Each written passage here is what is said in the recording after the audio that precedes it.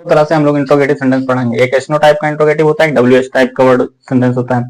अगर एसनो टाइप होगा तो उसका हेल्पिंग वर्ब पहले यूज हुआ होगा, और अगर डब्ल्यूएच टाइप वर्ड होगा तो डब्ल्यूएच वर्ड उसके पहले आएगा, लेकिन रिपोर्टेड स्पीच में ही आएगा दोनों कंडीशन।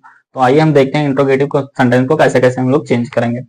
तो इंट्रोगेटिव सेंटेंस, इंट्रोगेटिव सेंटेंस, ठीक, लिखने में आलसी है, थोड़ा सा एडजस्ट करिएगा, इंट्रोगेटिव ही लिखा है, ठीक। पहला होता है एसनो टाइप, एसनो टाइप, इसमें हेल्पिंग वर्ब पहले आता है, फिर सब्जेक्ट आता है, और उसके बाद के आगे स्ट्रक्चर होता है, मेन वर्ब होता है, फिर ऑब्जेक्ट हो जाएगा। जैसे हम लिखेंगे ही शेड डू, डू नहीं लिखो, can you type my letter, ठीक, ये एक सेंटेंस हो गया। और ये क्या है, इंट्रोगेटिव सेंटेंस है।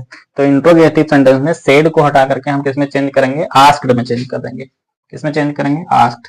तो ही सेड किसमें चेंज हो गया, आस्क्ड में चेंज हो गया। इन्वर्टेड कॉमा हटा करके अब दैट नहीं लेके आएंगे, क्या लाएंगे, इफ। क्या लेके आएंगे, इफ लेके आए या वेदर लेके आए। अब कैन का मामला खत्म हो गया, क्योंकि कैन यहाँ स्टार्टिंग में था, और हम सब्जेक्ट ढूंढेंगे। तो सब्जेक्ट क्या है इसमें, यू, यू है सेकंड पर्सन प्रोनाउन, ऑब्जेक्ट के अकॉर्डिंग चेंज होता है, तो चाहे ऑब्जेक्ट के अकॉर्डिंग चेंज करिए, चाहे यू को यू ही रहने दीजिए।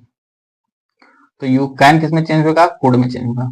टाइप माई लेटर्स, इसके आगे के जितने रूल्स रेगुलेशन है वो सारे आपको पहले जैसे फॉलो करने हैं, बस आपको इन्वर्टेड कॉमा के जगह पे रिप्लेस कर देना है आपको इफ या वेदर से, और आस्क्ड सेड टू चेंज होगा, आस्क्ड में चेंज होगा, क्वेश्चन में चेंज होगा, इंक्वायर्ड में चेंज होगा, चाहे जिसमें चेंज करिए। तो हम खाली एक लर्न करेंगे जिससे हमारा काम हो जाए, क्या, आस्क्ड। तो यहाँ पे हम स्टार बना के लिख देंगे कि सेड, इंट्रोगेटिव सेंटेंस ही के नीचे रखेंगे, said is replaced by asked,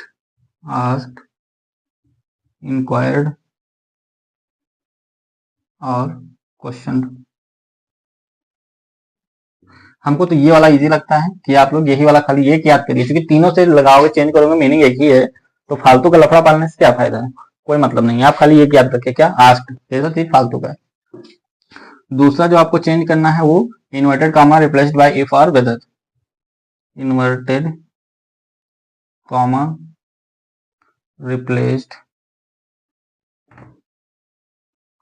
bye if or weather.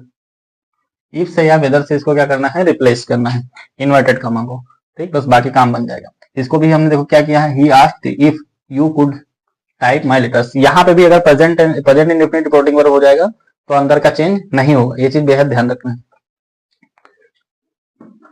देखो अगला सेंटेंस देखिए, यहाँ टीचर, द टीचर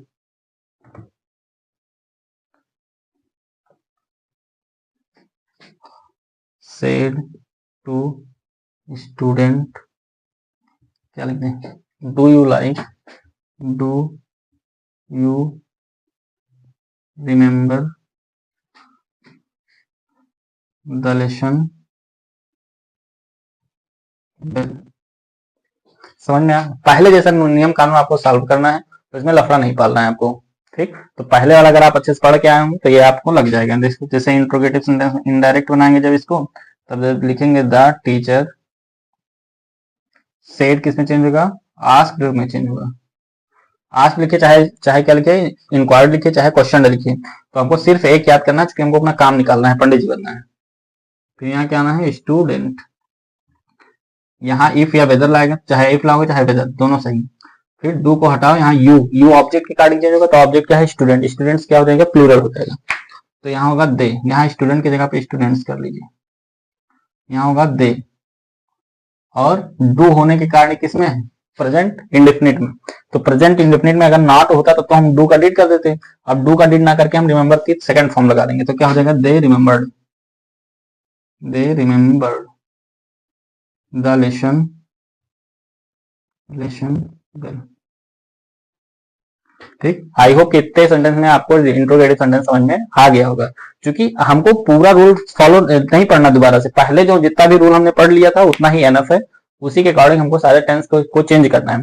लेकिन बस इसमें जानने वाले सिर्फ दो बात है, अगर इंट्रोगेटिव सेंटेंस में एस नो टाइप सेंटेंस है इंट्रोगेटिव में एस नो टाइप सेंटेंस है, हेल्पिंग वर्ब पहले है, तो उसके जगह पे हमको क्या करना है, इन्वर्टेड कॉमा हटा के इफ या वेदर लेके आना है, फिर सब्जेक्ट से शुरुआत करना है, नॉर्मल सेंटेंस बनाना है, क्वेश्चन मार्क हटा देना है।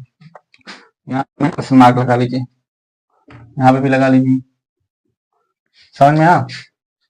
ठीक है, इसका नेक्स्ट पार्ट हम WH टाइप वर्ड देखें, सेंटेंस देखते हैं कैसे चेंज करेंगे।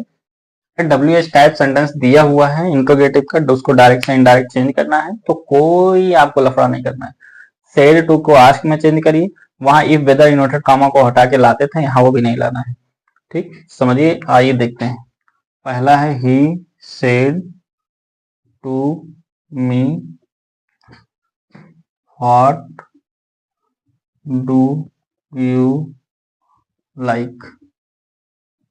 ठीक, क्या आप पसंद करते हैं, व्हाट डू यू लाइक या वांट कर लो, what do you like, like ही रहने दो, क्या दिक्कत है। ठीक, आइए चेंज करते हैं। तो ही किस में चेंज होगा, आस्क्ड में चेंज होगा। तो जो इंट्रोगेटिव सेंटेंस था उसको भी तो आस्क्ड में चेंज कर रहे थे, आस्क्ड मी। फिर यहाँ पे इफ वेदर लेके आते थे, हम नहीं लेके आएंगे, अब यहाँ लेंगे व्हाट। अब यहाँ पे जो आपको ध्यान देने वाली बात है वो जरूरी है, यहाँ पे व्हाट के बाद हेल्पिंग वर्ब तुरंत आया है, लेकिन नेक्स्ट टाइम आपको हेल्पिंग वर्ब तुरंत लेके आकर के व्हाट के बाद सब्जेक्ट लेके आना है।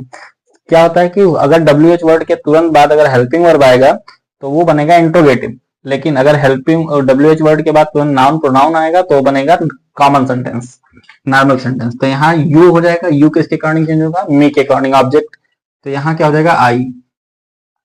ये दिया है प्रेजेंट इंडेफिनिट में, तो ये चेंज होगा पास्ट इंडेफिनिट में, तो यहाँ क्या हो जाएगा लाइक का लाइक्ड हो जाएगा, LIKED। समझ में आया? फुल स्टॉप लगा देना है, बस इतना ही चेंज करना है तुमको।